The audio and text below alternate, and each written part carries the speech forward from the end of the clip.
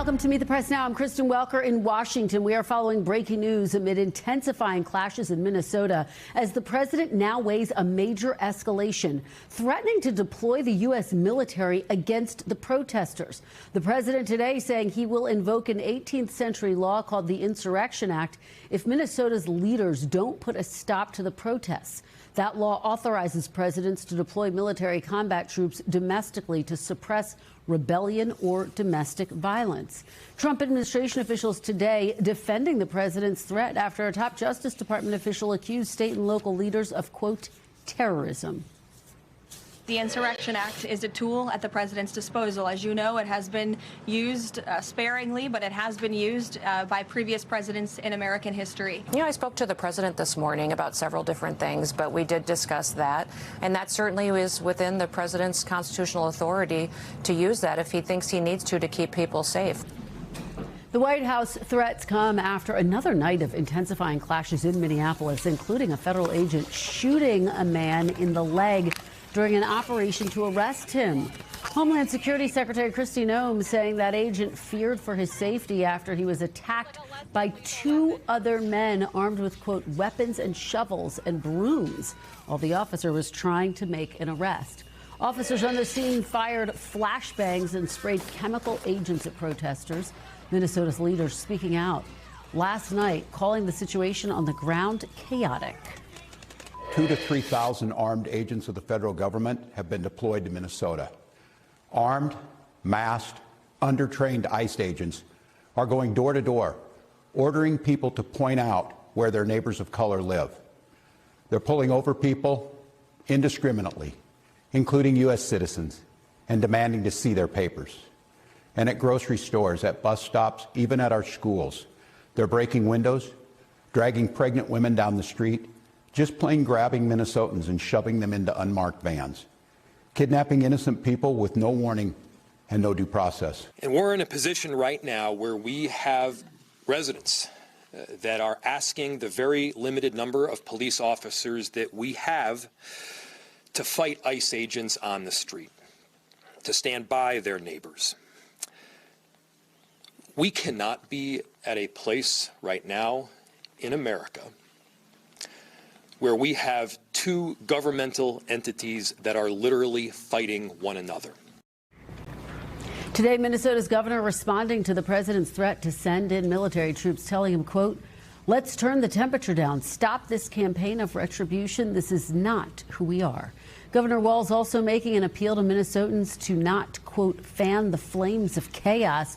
Joining me now is NBC News correspondent Shaq Brewster in St. Paul, NBC News senior Homeland Security correspondent Julia Ainsley, and NBC News senior national security correspondent Courtney Kuby. Thanks to all of you for starting us off. Shaq, you have been there on the ground right in the middle of these protests for days now.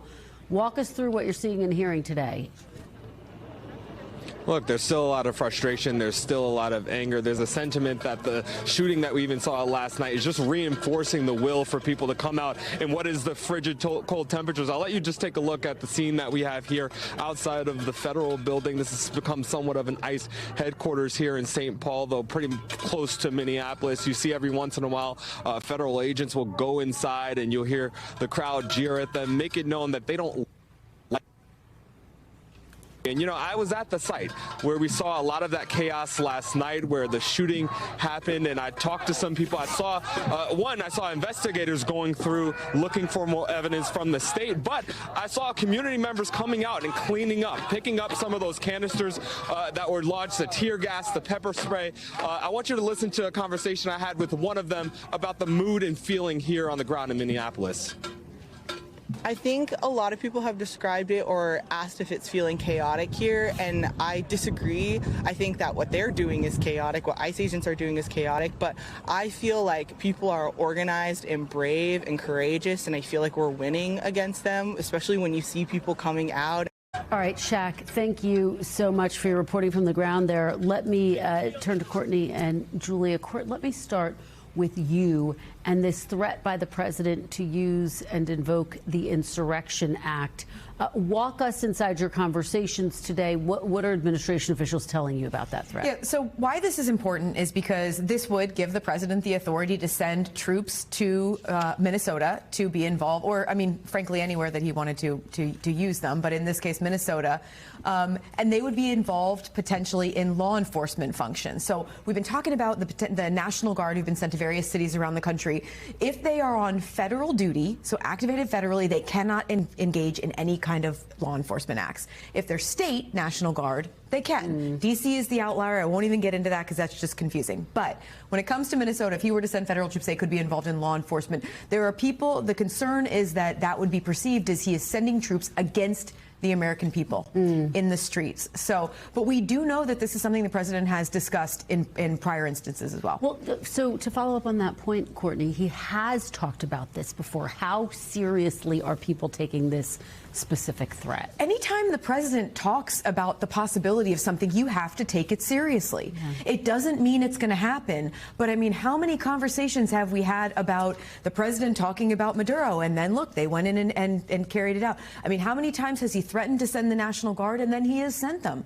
So we have to take it seriously if the president is discussing it. And also, if he's talking about it publicly, that means that he is having conversations with his senior staff behind the scenes. We know that there are people in his inner circle who are very much in favor of using the Insurrection Act in certain cases. And Court, just quickly before I go to Julia, walk us through what the Insurrection Act actually looks like. So it gives him the authority to send troops anywhere in the country that he wants to. You can see up there up on the screen, it's the Insurrection Act of 1807.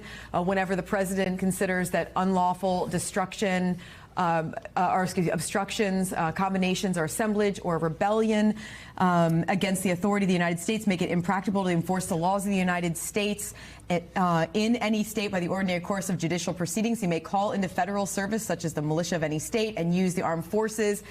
This is me reading the law, but what it basically means is the president can send troops anywhere that he wants if he sees that there is a need and that the local authorities can't handle the situation. Julia, pick up on that point. It's interesting because part of the way it's written, it was either to suppress a rebellion, which would be the argument presumably he'd make in Minnesota, or it was to repel an invasion. So early on, before Trump took office, if you think about a year ago, we were talking about the Insurrection Act. It's something that had been floating during the campaign and the transition, but that's because we thought they were going to use military at the border to repel an invasion. This is not what anyone really had on their bingo card for the second Trump administration, that it would be within U.S. cities, as they're talking about now. And talk about the way in which these ICE agents are being deployed. Is it within, right now, is it within their purview, or is there a big debate about that, obviously? Well, ICE agents are acting within their purview in terms that it's okay to search them. We understand there are about 3,000 total federal agents, including ICE and Border Patrol, in Minneapolis. But what the local authorities there are arguing is that the tactics are unusual. Their presence is lawful. They have field offices that include this area and this region, and they've made arrests in the area before. But their tactics, when it comes to traffic stops, when it comes to profiling, when it comes to citizenship checks, we've seen videos of them going up to people seemingly at random, asking for documents, and then, of course, the crowd control tactics that Shaq is watching. And you have new reporting on some concerns about their training? Yeah, that's right. This is kind of wild. So there was an AI tool that they used when there was that huge surge to hire 10,000 new ICE officers between the time the One Big Beautiful Bill passed this summer and the end of 2025. So they used an AI tool to scrub applications, and anyone who had the word officer in their resume was labeled law enforcement experienced, even if it said, I aspire to be an ICE officer. That meant they did a 4-week virtual course rather than the 8-week in-person training that gets into things like firearms training, physical fitness test, legal classes. And so they were fast-tracked even without having law enforcement experience. Now ICE is having to go through manually, find out how many of these people were incorrectly sent to field offices without the training and pull them back and mandate they get the training they were supposed to have. We don't know, Kristen, though, how many of those people actually left their field offices to go out on the streets. We're hoping it was caught there, but at this point we just don't know. It was just fascinating, and one of the big pieces to this puzzle. Shaq, let me go back out to you, because again, there was this other ICE-involved shooting overnight there in Minneapolis. What can you tell us about that and the extent to which it's added to the tensions there? I think it's definitely added to the tensions, and what we know, according to DHS, is that they were essentially, you had immigration officers essentially stopping someone, doing a traffic stop. They were trying to stop a Venezuelan immigrant, and they say in that traffic stop, the person fled. There was a scuffle at one point with one of the officers, and then they said two people came out of a nearby home and attacked this officer with a shovel, with a broom, and that is when the officer then opened fire. We saw some Facebook video of Facebook Live appearing to be from inside one of the homes, where a woman talked about someone who was inside their home was shot in the leg by ICE. That is something that we continue to follow and see what's going on with that. But one thing I noted is that when I was at the scene, you saw the state investigators going through, combing the scene. I mentioned that a little bit earlier. I think that is so notable because one of the flashpoints here in Minnesota has been the idea that they have been left out of the investigation into the shooting of Renee Good. Despite that, you saw that similar process happen at the scene where Renee Good was killed. So you have a sense where the local authorities are doing what they can, even if there's not that partnership between local law enforcement and the federal troops here, or federal agents, excuse me, federal agents here. All right. Such an intense scene there on the ground. Shaq, thank you for bringing that to us. We really appreciate it. Julia and Courtney, thank you so much for being here in studio. Appreciate you guys being here. Coming up, Venezuela's opposition leader, María Corina Machado, meets with President Trump at the White House about the future of her country in her first visit to Washington since the U.S. captured Maduro. Plus, what President Trump told me this morning about next steps in Iran after he claimed that the killing in Iran has suddenly stopped, but that U.S. military intervention was still on the table. You're watching Meet the Press now.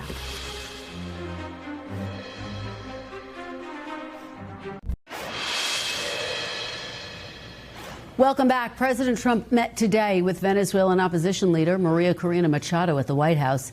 Even as his administration moves forward with working with Venezuela's interim leader and Maduro's vice president, Delcy Rodriguez, we are expecting Machado to speak on Capitol Hill after her meeting with a bipartisan group of lawmakers. You see her there. We're waiting to hear what she has to say about her meeting with President Trump, and we will bring that to you as soon as we get it. Now, those meetings come a day after President Trump spoke with Delcy Rodriguez, praising her and calling her a, quote, terrific person. But the future of Venezuela remains uncertain. As part of the administration's ongoing pressure campaign, the Department of Defense announced today it seized yet another sanctioned oil tanker that was operating near Venezuela, making it the sixth known tanker seized by the United States. Meanwhile, Republicans in Congress appear to be backing down from their efforts to try to rein in the president's authorities. Yesterday, Vice President J.D. Vance casting a tie-breaking vote, blocking a resolution that would have prevented the president from using military force in Venezuela without congressional approval. Senators Josh Hawley and Todd Young, who both voted to advance the measure, flipping, voting against it after coming under immense pressure from the White House. Joining me now is NBC News White House correspondent Monica Alba. Monica, thanks so much for being here. Really appreciate it. So what exactly are you hearing and learning about President Trump's meeting with opposition leader María Corina Machado today?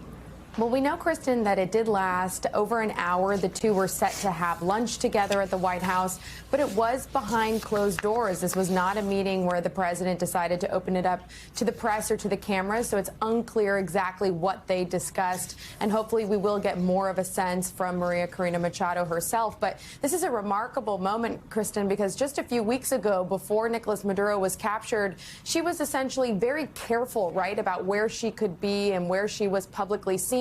She undertook a perilous journey just to be able to accept her Nobel Peace Prize in person. And so the fact that she's here in Washington now having all of these meetings, there is this open conversation about what her future is going to look like and whether it's going to be as a potential leader of Venezuela. But according to the White House, they didn't want to get into that or whether the president even discussed her Nobel Peace Prize, though it's hard to imagine, given how much he has talked about wanting that didn't come up in their conversation today. Kristen. Well, and it's notable, Monica, because allies of María Corina Machado are hoping that meeting helped the president to view the interim leadership differently in Venezuela. Of course, the interim leader is an ally of Nicolas Maduro.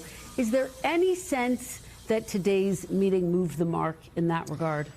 It's hard to say. And look, the president spoke very recently with Delcy Rodriguez, with the interim leader, and according to the White House, had a very good conversation with her. And according to them and according to the president, she is cooperating, which was an important criteria for him in terms of making decisions about what could happen next in Venezuela. So for now, it's unclear how that moves the needle. And remember that, according to the White House, there was basically an intel assessment leading up to the days and decision about ousting Nicolas Maduro in terms of who the U.S. should back, who basically should get that endorsement from the president. And according to U.S. intel assessments, again, that person was Delcy Rodriguez, who is, as you point out, a very close ally of Maduro. And throughout the people that she's working with, those top officials, really, it is still the Maduro regime, just without Nicolas Maduro. Kristen. And Monica, finally, what can you tell us about this 6th oil tanker that was seized? Yeah, that's right. And this is something that senior White House officials tell me you're going to likely continue to see happen. This is something where the U.S. says that this vessel, known as the Veronica, was carrying sanctioned oil. And so you did have another operation with the U.S. Coast Guard. And you're seeing video there of how exactly those forces landed onto the vessel and were able to seize it. Again, that is the 6th one, as you point out. And we are told that this will continue to happen. But it does come on the heels of the news that the first sale, the first transaction, we understand, of oil from Venezuela has been completed, and that amount was for $500 million. Remember, this is what the president announced about somewhere between 30 and 50 million barrels of oil that the U.S. is going to sell and then control, and that is just the first, according to the White House, of many deals that they say they expect to announce. Kristen. Monica Alba, thank you so much, as always, from the White House. Really appreciate it. And joining me now is Democratic Congresswoman Debbie Wasserman Schultz of Florida. Congresswoman Schultz, thank you so much for joining us. Really appreciate it. Thanks, Kristen. Thanks for having me. It's great to have you. So let's talk about this meeting that President Trump had with Venezuela's opposition leader, María Corina Machado, today. What do you make of the meeting? What are your key takeaways at this point? Well, Kristen, it appears that this meeting was nothing more than a box-checking exercise for President Trump, that was evident that he gave her a courtesy meeting.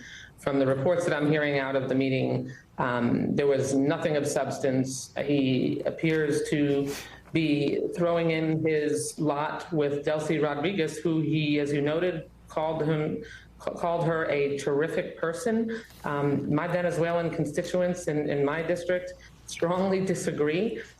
She is essentially Maduro's puppet, was his right hand. This is basically, swapping the head of one snake for another. And, notably, there's been really very little in the way of release of political prisoners, even though they said they were going to be producing a big number. I mean, what we need is a transition to democracy, the release of political prisoners, and we need to make sure that Venezuelans here in the United States, who Trump revoked TPS from, have certainty and are able to remain in this country while there is so much danger and instability in Venezuela. I had the opportunity to talk to one of your colleagues, Congresswoman Salazar, yesterday. I want to play you a little bit of what she had to say and get your reaction on the other side. Take a look. Sure. If there is more military action in Venezuela, significant military action, do you think the president would need to get authorization? I know you were opposed to it when it came through the House. Yeah, but we know that there will be no need for any more military action. You're that confident? Of course, because Delcy and Padrino and Diosdado and all these people who stole the country for 25 years, I have info that they know that there is a new sheriff, and they're not going to be playing with the White House, because look what happened to Maduro. Do you agree with her assessment? She says they're not going to be playing with the White House. They know there's a new sheriff in town. The new sheriff is the same as the old sheriff. It's just got, it's just a woman instead of a man. What is she talking about? I mean, I know she really has confidence in President Trump, but all I've seen Trump do so far, and My constituents have expressed concern that there's been no commitment to transition to democracy, to ensure, I mean, he hasn't even mentioned Edmundo Gonzalez, the rightful president of Venezuela. Meeting with Maria Corina today, you know, I'm glad that happened, but I mean, there needs to be a process established. It should have been a process that was established with all the excruciating planning that they did to remove Maduro, which was an action I supported. But we need to make sure that, as Maria Corina came out of the White House and said, that they are counting on Trump. The Venezuelan people are counting on Trump because he says he's in charge to help deliver Venezuela to freedom. And keeping the same regime leadership in place who are engaged in repression as we speak is not the outcome that should result from this action. I wonder what you make of the timeline that the president has laid out. I had the opportunity to talk to him. I said, can elections be held within 30 days? He said, absolutely not. He said, that's just not realistic. And then in a later interview with the New York Times said that the United States could be there for years to come. What do you make of that timeline? That's an outrageous timeline. What's evident is that the president cared the most about being able to control Venezuela's oil. Lining the pockets of his billionaire cronies is what the president seems to always default to. You know, I know I'm concerned, and my Venezuelan constituents are concerned about making sure that their family members are able to live in freedom and peace and prosperity. That doesn't seem to be where Donald Trump is headed. If he were, he would have established a process and announced a process to transition to democracy. Instead, you have the same cronies, the same regime there, who, Kristen, have actually cracked down on expression. They're searching cars, they're searching cell phones to see whether people have supported or promoted the capture of Maduro. They passed a decree to allow that.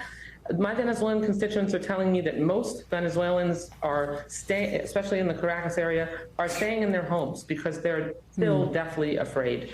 We need to make sure that this process releases political prisoners, all of them, that it establishes a democratic transition, whether it's free elections or one that is presided over by Maria Corina and her opposition party. And we need to ensure that Venezuelans here in the United States remain safe and are not deported back to a regime that the State Department currently is advising Americans not to travel to. How does that make sense? Well, Congresswoman, what do you mean? I mean, they did release some political prisoners. Do you give the president credit for that having happened? And I understand you're saying all of the political prisoners need to be released. I mean, I'm glad that 5 Americans were released, but I mean, the National Assembly president, who is Delcy Rodriguez's brother, he promoted that they were going to be releasing a big number. I'm hearing that it was less than 25. That they released. I mean, there's 800 plus political prisoners there at least. What are they waiting for? Why is the president not using his leverage? He has so much leverage and control over Delcy Rodriguez. Then why are all the political prisoners not released yet? What reason is there for them to continue to be captive? Why haven't we had a process established or even a discussion about a process that we have to transition to a sovereign nation of Venezuela being able to manage their own affairs? That should not take years. I agree, probably 30 days is too quick, but we need a reasonable timeline so that we are not there interminably. Let me ask you about another foreign conflict that the world is watching, Iran. We've seen the protesters, the violent crackdown there. President Trump had posted help is on the way. It seems as though at least for now, and who knows what will happen in hours from now, there has been no action by the United States. Would you support regime change in that country or some type of U.S. military action? Well, I certainly want to make sure, I would like to see the Iranian people be able to live in freedom and free from the horrific oppression that exists there.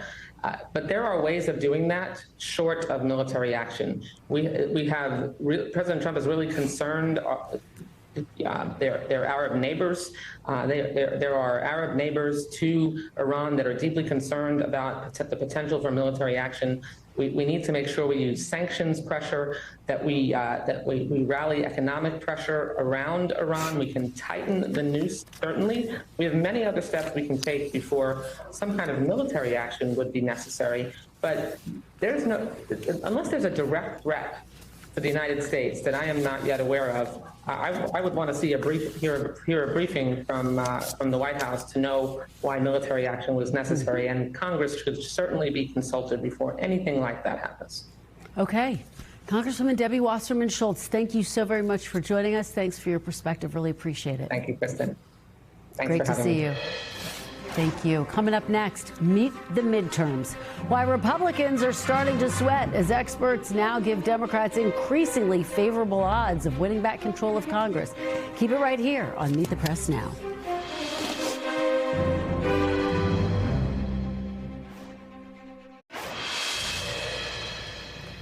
Welcome back. Heading into the 2026 midterm elections, Republicans hold the narrowest House majority in modern political history.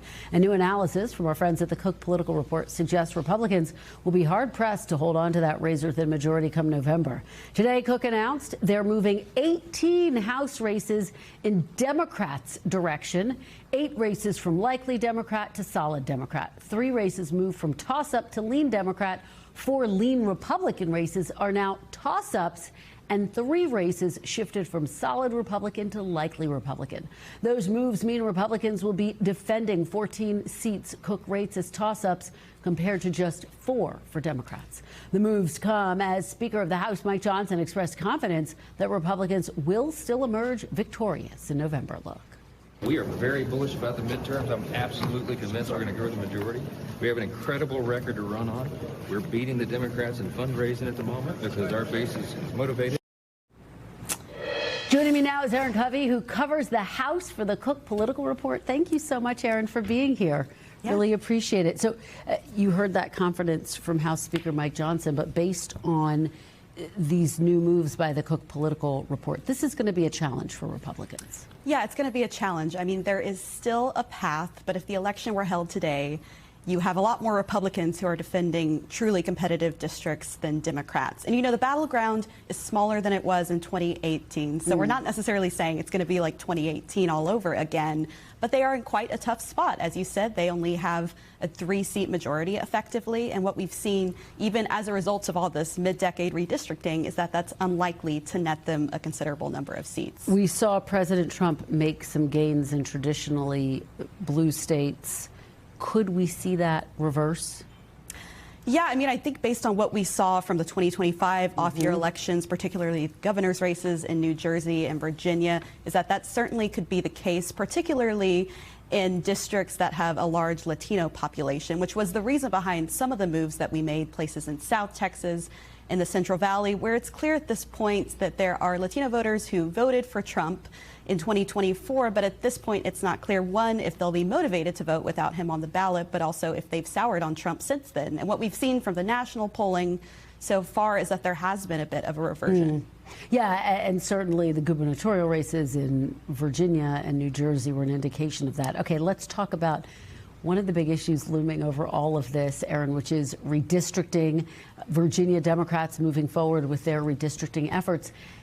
There's been this big back and forth, but to some extent, where are we in this fight? Is it basically a wash at this point? Yeah, it's really remarkable. At this point, 6 states have redrawn their maps, but effectively all of these new maps cancel each other out in terms of net partisan gain. There are quite a few members who are probably going to lose their seats because of redistricting, but it's not like Republicans have an advantage in this war as we expected they might when this first started. And in terms of this year, it looks like Virginia and Florida are trying to move forward with redistricting. Those states also would effectively cancel each other out. And then the one looming decision over all of this is the VRA case that the Supreme Court is set to decide on at some point between now and June. So if they decide on the earlier side, we could see a couple of more red states decide to redraw their maps, but that entirely depends on when they actually make a decision. And of course, there's a lot of time between now and November. So what are some of the biggest things that could change the dynamics of this? Yeah, it's a good question. I mean, right now what we're seeing, one thing Republicans do have on their side that they didn't necessarily have in 2018 is they have a lot more cash. And that's both between the super PAC that's allied with the White House, MAGA Incorporated. They have about $300 million in cash on hand, and they've signaled that they're going to spend some of that on the midterm. So that could help even out the spending advantage in these races that Democrats have typically had in the most competitive races. So that could help. But in terms of other indicators that we're watching, you know, of course, the president's approval rating is one of the most important indicators going into a midterm, because ultimately these races are going to be about backlash to the party in power in a referendum on the president. And Republican after Republican who I speak with says, let's focus on the economy. Finally, if you had a crystal ball, do you think there could actually be a blue wave, or do you think it's more about Democrats eking out a narrow victory in the House? It's a good question. I mean, there could be, but we certainly are too far out at this point to, I think, say for sure. And I think overall the battleground is, again, a lot smaller than it was in 2018. I don't think we're going to see Democrats flipping 40 seats. Whether or not they flip a couple or 20 remains to be seen, I think. All right, Erin Covey, thanks so much. Great to have you here in person. Really appreciate it. After the break, concepts of a plan. The White House unveils a framework aimed at lowering health care costs in America as premiums skyrocket for millions, and Congress fails to address the health care subsidies that expired at the start of the year. The panel is next. You're watching Meet the Press Now.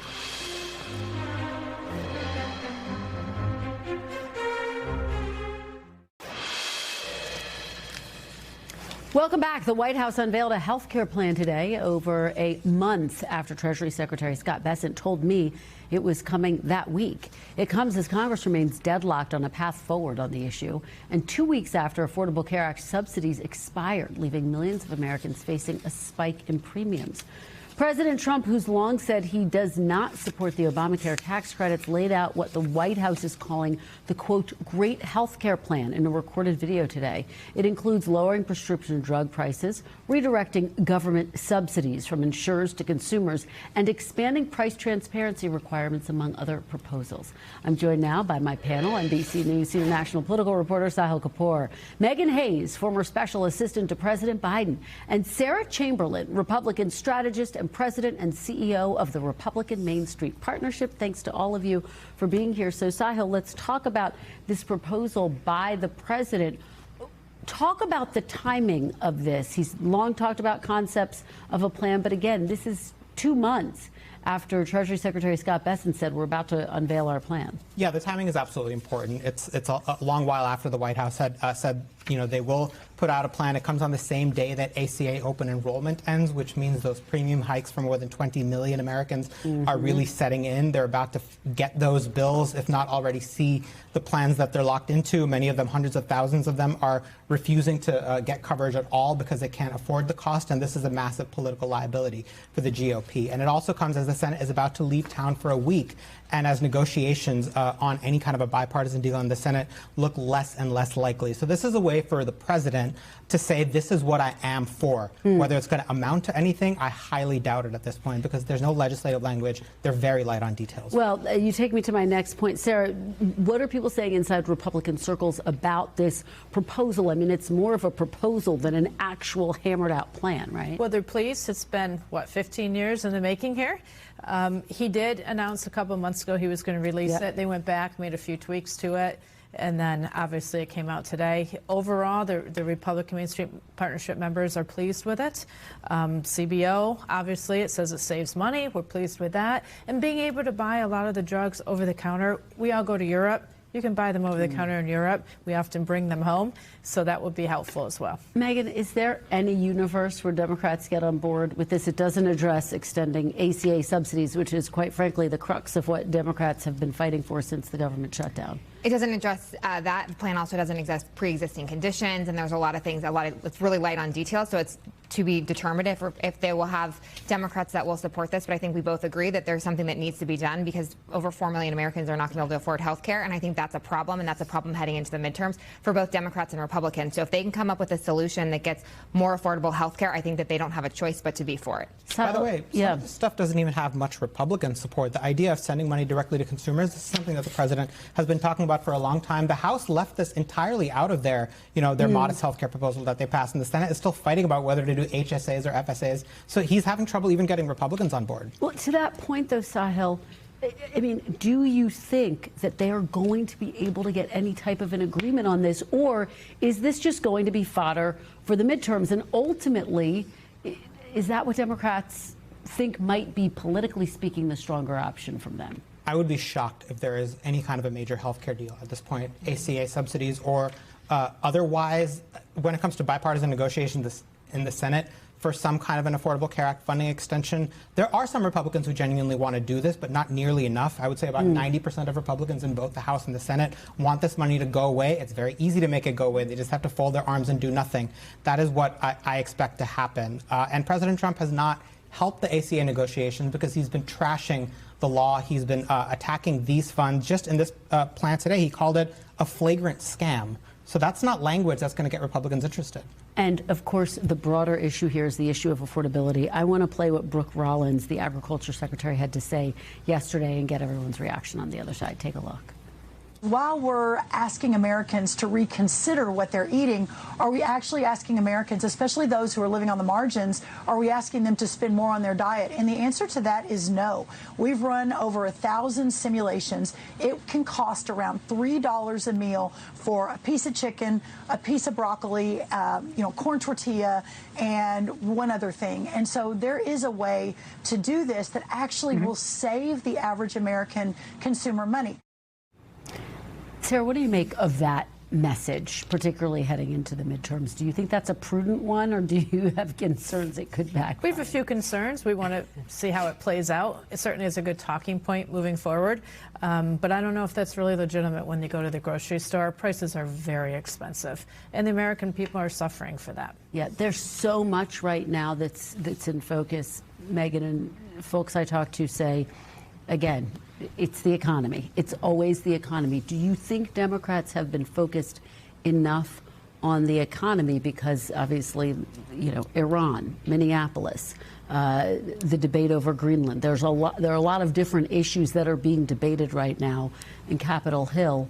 Do you think Democrats are focused enough on that core issue? I do think that the health care debate was a turning point for Democrats where they were able to coalesce together and really talk about affordability. But Democrats are also going to have to come up with some of their own solutions. I think that the American people are tired of Republicans and Democrats just talking about how the other one isn't doing enough for them. They want solutions. They're tired of the talk is cheap. And so if Democrats aren't going to come up with solutions heading into the midterms, they're going to have trouble. It's a 3-seat margin. It's very close. And so it's really anyone's game. And I think that Democrats are sitting in a very good spot. But if they don't come up with solutions that the American people buy, because that $3 thing is just not nonsense, no one believes that. So they need to come up with something that people actually will buy into. And of course, we're coming off of the longest government shutdown in U.S. history, Sahil. And now some Democrats are floating the idea of saying, hey, we're not going to vote to fund the government unless ICE changes its tactics.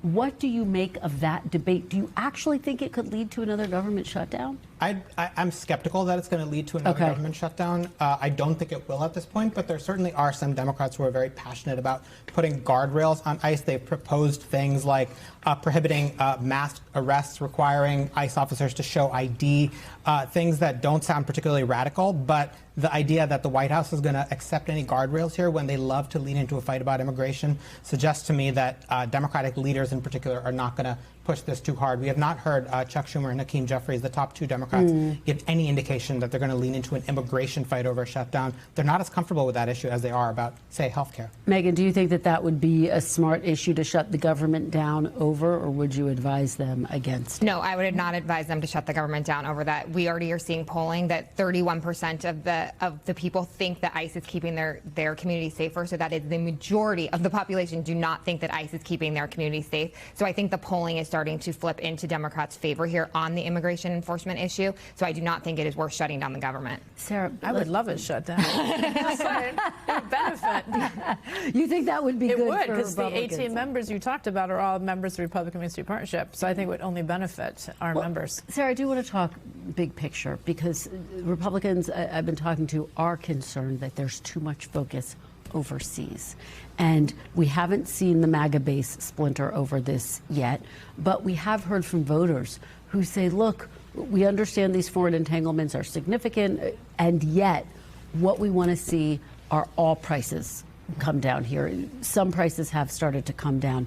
What do you make of that and what you're seeing so far at this moment? So we're seeing that in our polling as well. They don't understand.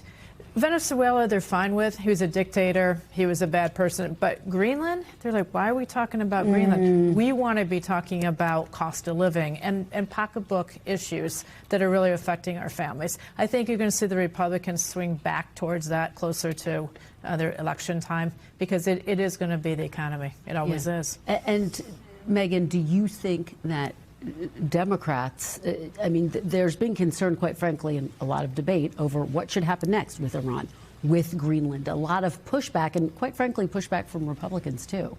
Yeah, absolutely. I think these are important issues, but I think we saw this in the 24 election. People that were suffering and couldn't afford their daily goods and their groceries did not care what was going on in Ukraine. They don't understand when we're spending money and sending money there when we're not focused on our own issues. So I think the same thing comes into play with Venezuela, Iran, Greenland especially. So and it just seems like the president is just trying to create more chaos and not actually addressing affordability. Sahel, let me give you the final point, because Sarah said something interesting, which is that ultimately they'll pivot back to domestic issues. That may be true of Republican candidates. Do you think we'll see that from the president himself? TBD. I'm not sure where his head is at on this. I mean, he has been on the road. He was in Detroit, but I think Republicans want to laser focus on that. Right. The president is certainly much more focused on foreign policy than Republicans want him to. But here's the thing. I don't think a message is going to save the Republicans here. They're going to have to deliver. This is the problem that Democrats had in 2024, where they thought they could message their way out of this kind of economic pain. It never works. Unless the president decides to pivot back in terms of policy and come up with an agenda that could be meaningfully impactful to voters, I think Republicans are in for some trouble. Okay, guys, great conversation. Thank you so much, Sahel, Megan, and Sarah. Really appreciate it. Still to come, what's next for Iran after more than 2 weeks of deadly unrest?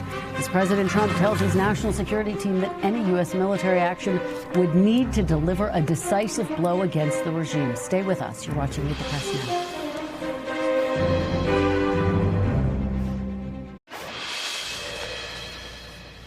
Welcome back. We want to turn now to the latest fallout amid the unrest in Iran. Today, the Treasury Department announcing new sanctions against what it called the architects of their crackdown, saying that the administration stands with the Iranian people's calls for freedom and justice.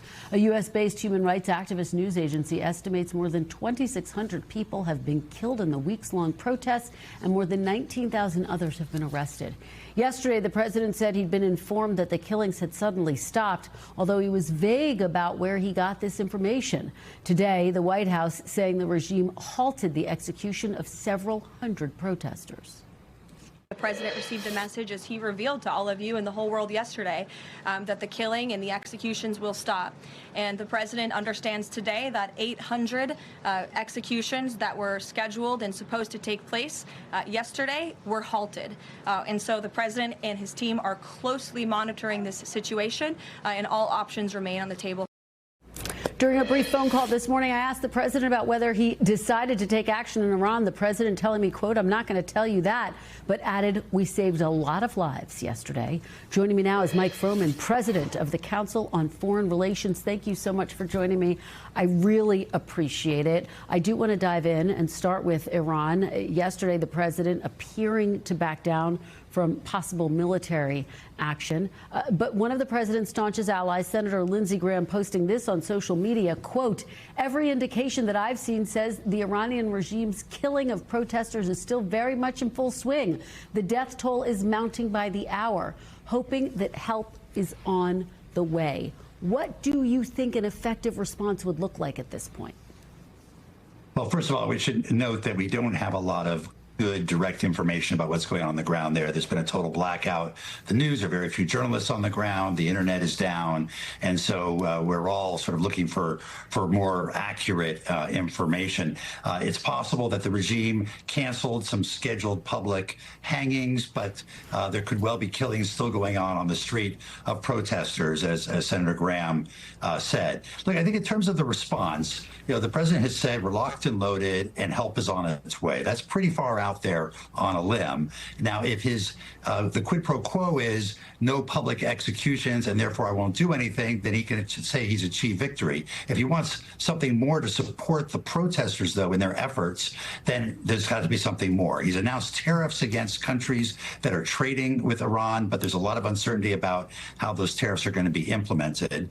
There's efforts to potentially put Starlink and other capacity back up and running. And the real question is, on the military side, what can be done? And we know that there's been consideration of various options. Right now, there's no carrier strike group in the region, but one is heading there from the Indo-Pacific.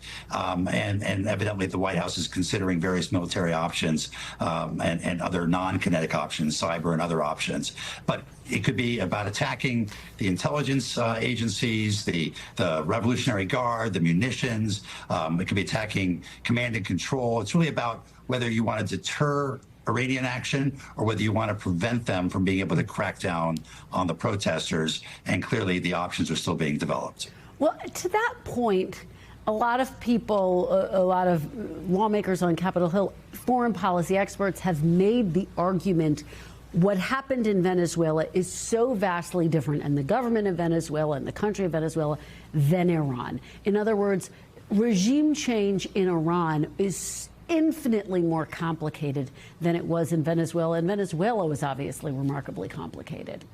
But each country is very different. And what you have going, though, on Iran is a widespread protest, which you did not have going on in Venezuela at the time. So this protest, which started with the bazaar in Tehran, which is significant because that's where the protests in 1979 began, supporting the Islamic Revolution. It spread to other cities. It's now spread to ethnic minority communities as well.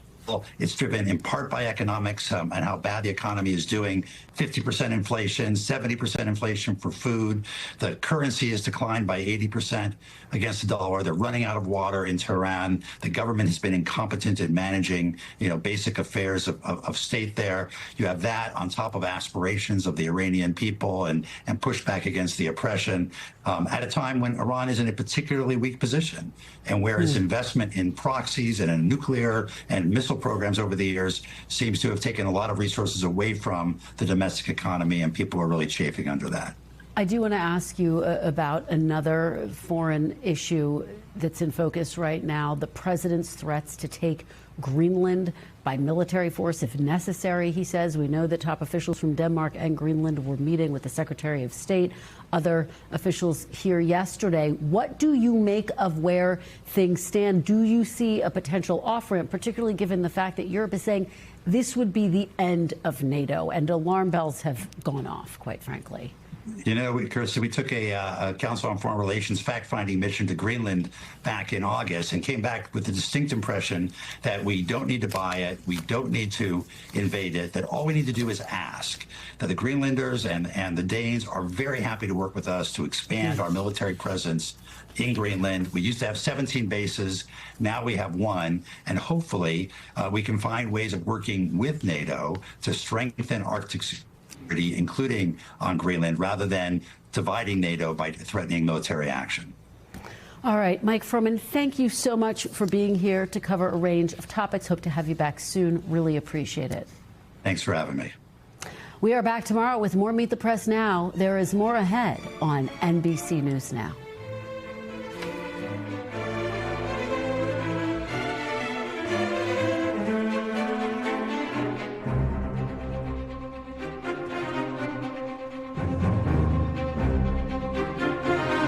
We thank you for watching, and remember, stay updated on breaking news and top stories on the NBC News app or watch live on our YouTube channel.